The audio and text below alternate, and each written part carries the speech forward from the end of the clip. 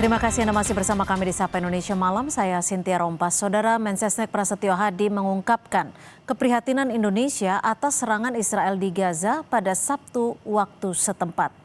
Mensesnek Prasetyo Hadi juga menegaskan Indonesia akan tetap membantu Palestina setelah menjadi anggota Dewan Perdamaian. Dirinya menambahkan Presiden Prabowo Subianto juga telah memberikan masukan kepada negara-negara anggota Dewan Perdamaian atas serangan Israel. Dalam serangan ini sedikitnya 32 warga Palestina dilaporkan meninggal dunia.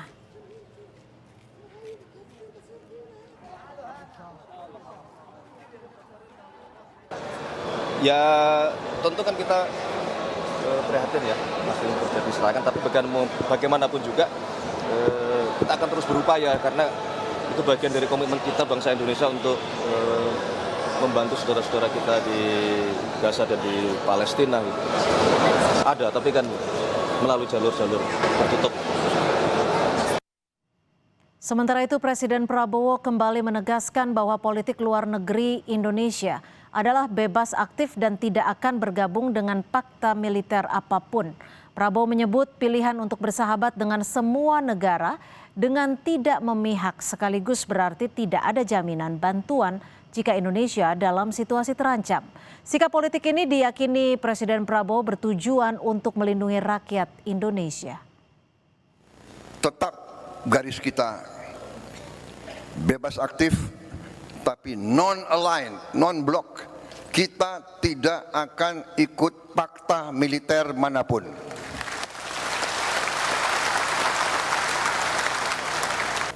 Kalau kita sungguh-sungguh mau non-blok, kalau kita sungguh-sungguh mau tidak terlibat dalam fakta, kalau kita sungguh-sungguh mau bersahabat sama semua, berarti kita sendiri. Kalau kita diancam, kalau kita diserang, tidak akan ada yang bantu kita, saudara-saudara. Percaya sama saya, nobody is going to help us. Kadang-kadang tidak gampang untuk dilaksanakan. Kadang-kadang hati kita bergejolak. Tapi kita harus senyum. Karena kita sudah memilih akan baik sama semua. Untuk melindungi rakyat kita. Di masa gencatan senjata, Israel terus melancarkan serangan ke Gaza, Palestina. Serangan Israel ini juga akan menjadi ujian bagi Board of Peace, bentukan Presiden Trump di mana Indonesia ikut terlibat di dalamnya. Bagaimana Indonesia dan Board of Peace harus menyikapi situasi ini? Kita ulas bersama anggota Komisi 1 DPR RI dari fraksi PKB, Syamsur Rizal, dan juga Guru Besar Hukum Internasional Universitas Indonesia, Prof. Hikmahanto Juwana. Selamat malam Prof. Hikmahanto, selamat malam Pak Rizal. Ya, Prof. Hik, bagaimana Anda melihat ada serangan dari Israel dan serangan ini terjadi di tengah gencatan senjata sudah disepakati? Mohon maaf, ini pertanyaan ke siapa ya? Mohon maaf tadi. Ke Prof. Hikmahanto, silakan Prof. Hik.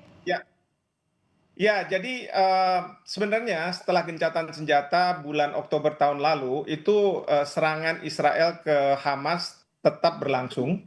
Lalu kemudian setelah terbentuknya Board of Peace kemarin di Davos, ini yang memang baru pertama kali. Ya, pertama kali serangan terjadi dan seperti biasa saling klaim siapa yang lebih dahulu.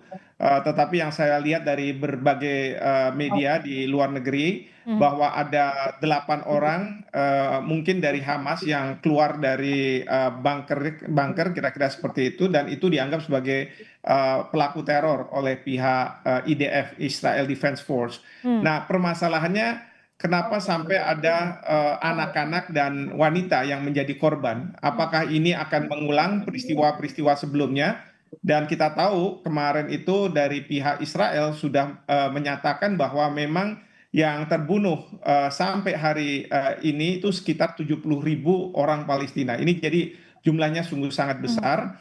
dan ini menjadi keprihatinan dunia. Tetapi bagi Indonesia kita tidak cukup dengan prihatin karena kita kan sudah menjadi anggota dari Board of Peace. Ya. Iya, tadi Bapak Mensesnek juga sudah menyampaikan bahwa Bapak Presiden sudah melakukan kontak dengan beberapa anggota Board of Peace. Tetapi menurut saya yang paling efektif adalah kita harus melakukan kontak, Bapak Presiden harus melakukan kontak kepada chairman. Jadi karena chairman ini di dalam Board of Peace yang menentukan. Dan ini sangat penting sekali, jangan sampai nanti Board of Peace terbentuk tetapi serangan-serangan Israel ke Palestina itu tetap berlangsung. Dan yang saya khawatirkan, Perdana Menteri Netanyahu beberapa hari kemarin menyampaikan bahwa dengan adanya Board of Peace bukan berarti bahwa nantinya negara Palestina ini akan terbentuk dan tidak akan ada rekonstruksi terhadap Palestina sebelum adanya perlucutan senjata terhadap Hamas seperti itu. Oke, saya ke Pak Rizal. Pak Rizal, kalau kita tahu saat ini Indonesia sudah duduk di Board of Peace bentukan Presiden Amerika Serikat Donald Trump. Lalu sejauh mana kekuatan Indonesia untuk ikut membantu mencegah serangan kembali dari Israel ke Gaza?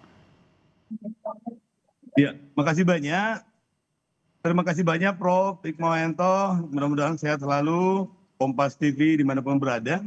Yang paling pertama adalah bahwa belum ada sama sekali poin jaminan terhadap keberadaan atau kontribusi atau peranan Indonesia di Board of Peace ini, terutama dalam konteks masalah di Gaza.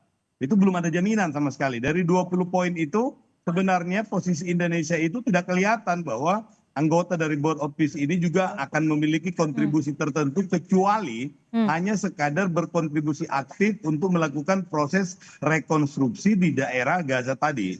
Sehingga ini memang menjadi tanggung jawab seorang presiden yang kemudian memutuskan untuk masuk dalam Board of Peace itu dengan begitu banyak pengorbanan-pengorbanan, termasuk pengorbanan uang senilai hampir 17 triliun itu. Tetapi yang kita ingin lihat di sini adalah bahwa ini adalah kesempatan untuk bertemu langsung dalam suasana yang diplomasinya itu ditentukan oleh orang yang paling menentukan di dunia ini. Ini kita Prote ini ya lebih bicara konkret saja. Oke, tapi sebelum kita ke sana Pak Rizal, maaf saya potong. Apakah Presiden Prabowo Subianto ataupun dari pihak pemerintah sempat mendiskusikan untuk masuk ke Board of Peace? Dan tentunya ini kan yang kita tahu di pemberitaan bahwa ada uang dalam jumlah yang bisa dikatakan cukup besar, kurang lebih sekitar 17 triliun rupiah.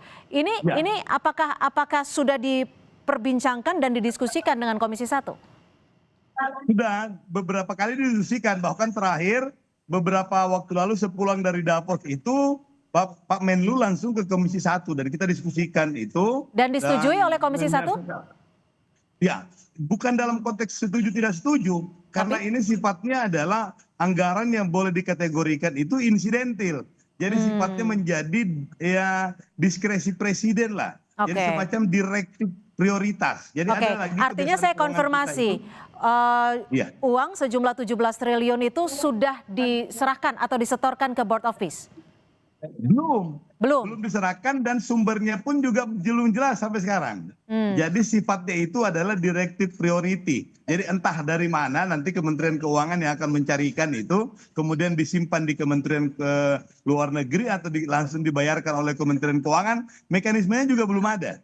Tetapi prinsipnya adalah apapun yang diputuskan oleh Presiden, karena beliau yang memberikan jaminan bahwa insya Allah langkah ini adalah langkah yang paling strategis, maka mau tidak mau kita memberikan kepercayaan penuh kepada Presiden ini untuk mengambil langkah-langkah yang dianggap perlu. Nah di sini dilemanya, karena kalau kita mau pada asas-asas diplomasi, termasuk asas-asas pengeluaran keuangan, seharusnya ini memiliki perencanaan yang jelas. Sementara perkembangannya dari pertemuan di Al-Zamir itu kemudian ditindaklanjuti dengan November di New York, kemudian banyak pertemuan-pertemuan informal lainnya itu sifatnya sangat dinamis. Oleh karena itu tidak bisa kita mengikuti dengan sistem keuangan kenegaraan. Sehingga kita memberikan kewenangan, tanda kutip kewenangan semi absolut kepada Presiden untuk menentukan langkah-langkah yang dianggap penting. Nah disinilah sebenarnya menjadi dilema, karena mau tidak mau perkembangan dinamis ini mesti direspon dengan cepat.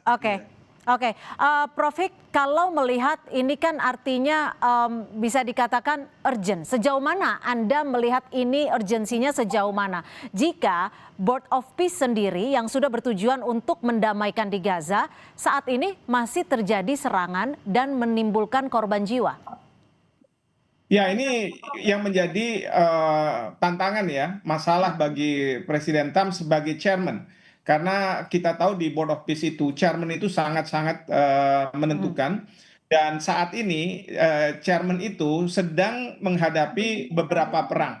Ada di Iran, ada di Greenland kemungkinan, kemudian juga sekarang ada di Gaza lagi muncul. Nah, ini yang menjadi tantangan. Oleh karena itu, Bapak Presiden sudah melakukan kontak dengan beberapa anggota dari Board of Peace seperti tadi dikatakan oleh Mensesnek. Tapi jangan lupa, Menteri Luar Negeri, Kementerian Luar Negeri, mereka harus menyiapkan semua yang mungkin bisa dilakukan oleh Indonesia. Kalau kita mau bersuara di Board of Peace. Tapi kalau misalnya Kementerian Luar Negeri tidak melakukan apapun, maka sia-sia uang 17 triliun kita gelontorkan, tapi tidak ada apa-apanya. Misalnya pada saat sekarang Indonesia bisa meminta agar Board of Peace membentuk fact-finding mission untuk menentukan sebenarnya apa yang terjadi di lapangan pada tanggal 31 Januari. Kedua, harus juga nanti dipastikan bahwa semua pihak tidak lagi melakukan serangan-serangan. Jadi harus ada, tidak boleh cuma sekedar menyatakan keprihatinan atau mengutuk dan lain sebagainya, tetapi harus proaktif seperti itu. Pak Rizal, jika Indonesia harus proaktif sehingga bisa bisa dikatakan dianggap oleh Board of Peace ini, diakui oleh Board of Peace ini, apa yang akan dilakukan? Langkah konkret apa yang akan dilakukan Komisi 1 DPR untuk terus mendorong Kementerian Luar Negeri? Tapi dijawab usai jeda. Tetap bersama kami di Sapa Indonesia Malam.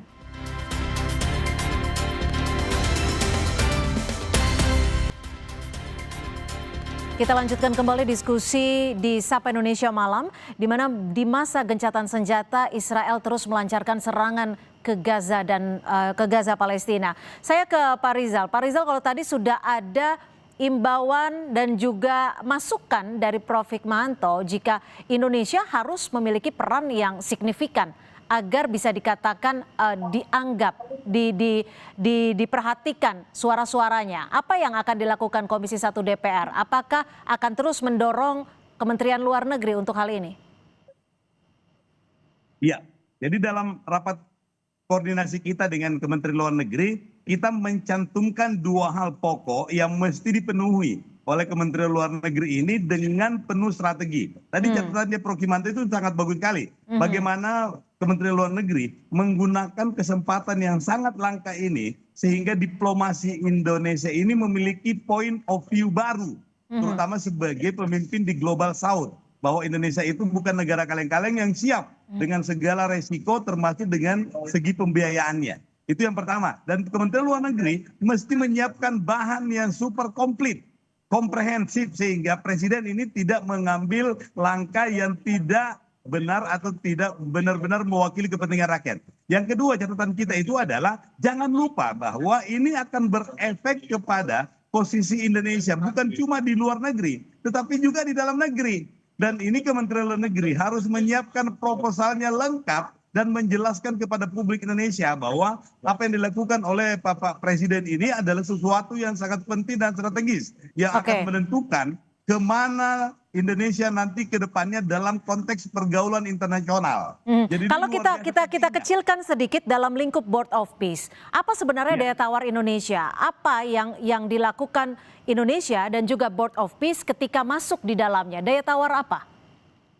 Daya tawar yang paling kuat itu adalah Indonesia itu adalah negara plural yang memiliki paling banyak umat Muslim. Dan ini sangat berpengaruh terhadap mentalnya orang Palestina. Itu yang dihitung. Jadi mental Palestina dan mental dunia Arab.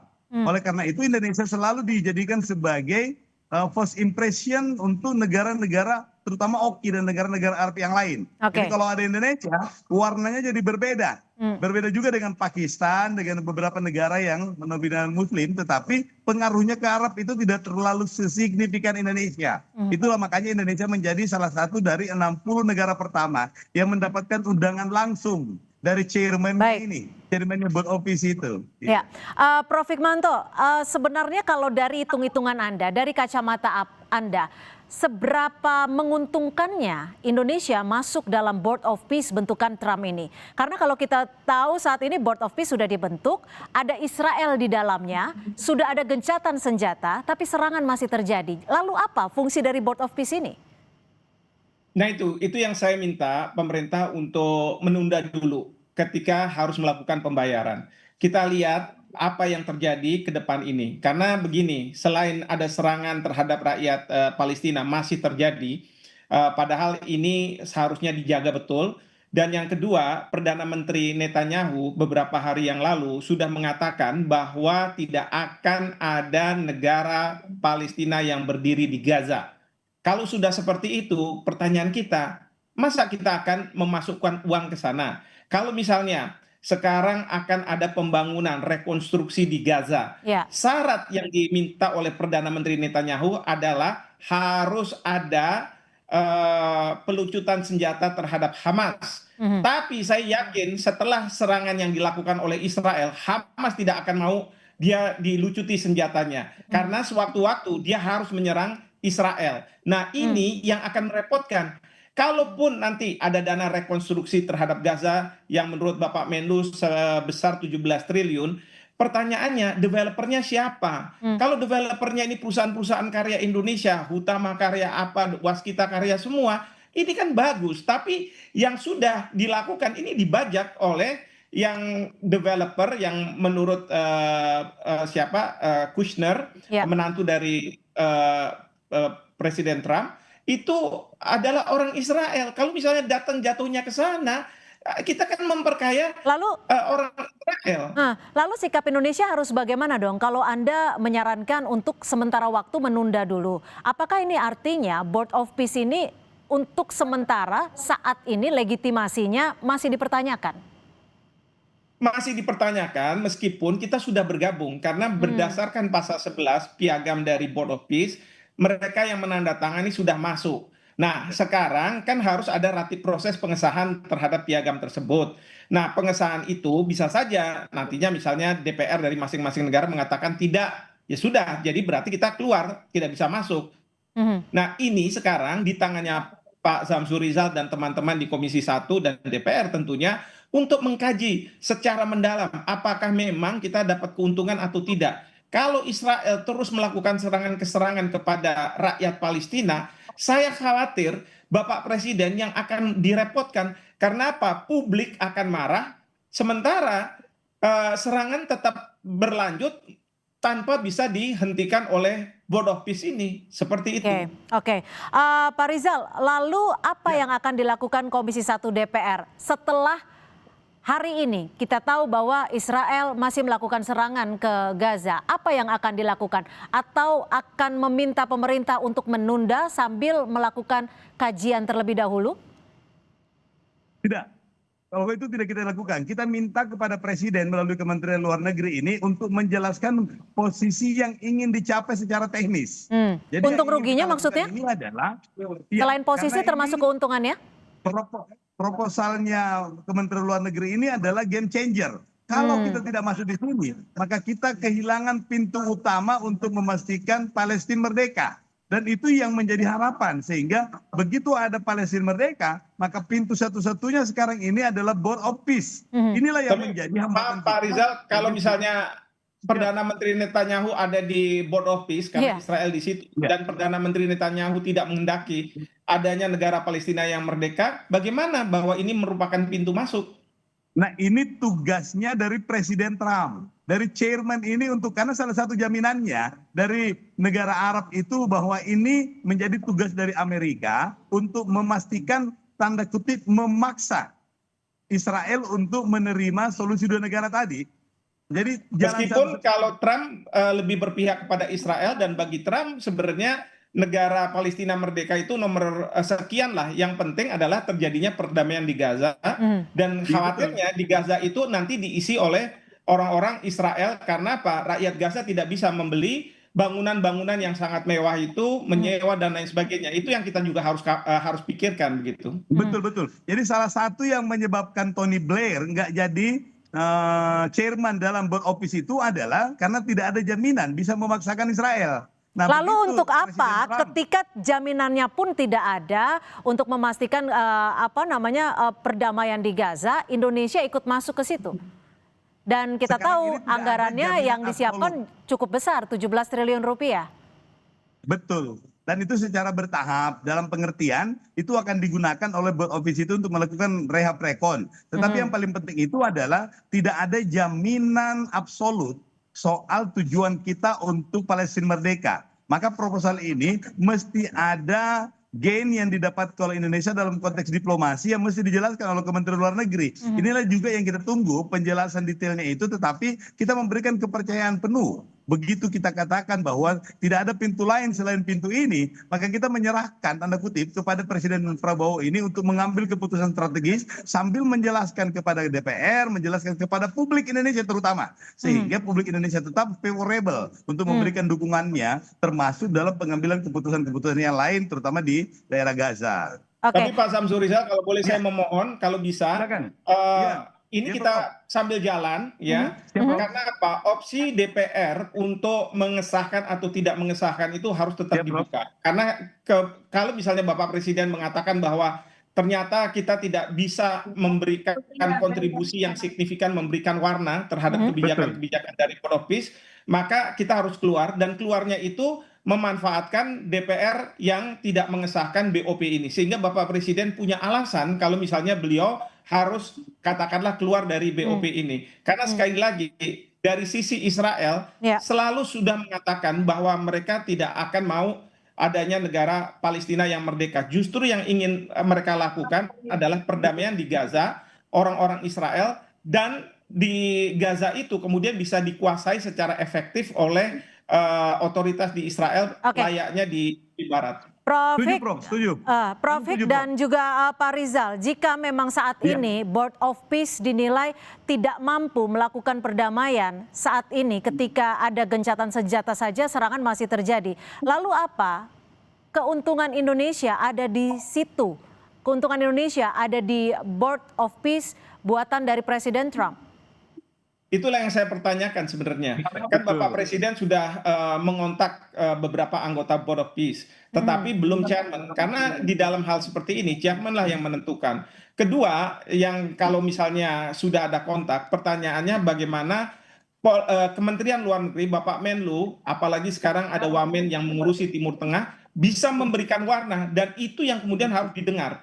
Dan bagaimana akhirnya Israel itu tidak melakukan serangan ke rakyat Palestina. Saya nggak bicara soal Hamas ya, ini rakyat Palestina. Ingat, 31 orang itu di situ ada rakyat Palestina. Mungkin ada 8 orang, saya tidak tahu, 8 orang ini mungkin bisa menyelamatkan diri, tapi 31 orang sipil yang meninggal. Nah, ini yang harus diselamatkan, jangan sampai terjadi hal seperti ini lagi. Oke, Pak Rizal, terakhir.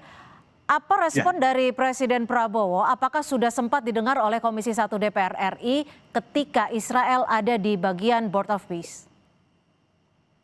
Belum, kami belum menanyakan secara khusus. Lalu apa yang akan didorong Komisi 1?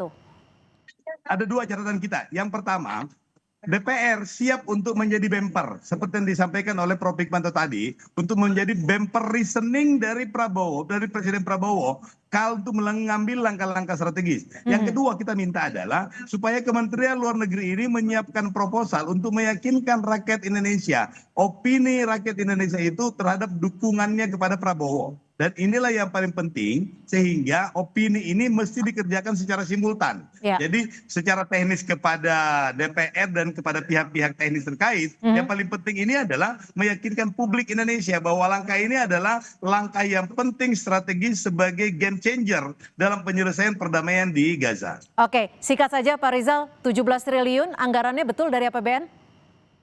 Betul, pasti dari APBN. Dan itu saya bilang tadi. Iya. Oke, baik. Nanti kita masih akan lanjutkan, sepertinya akan masih panjang.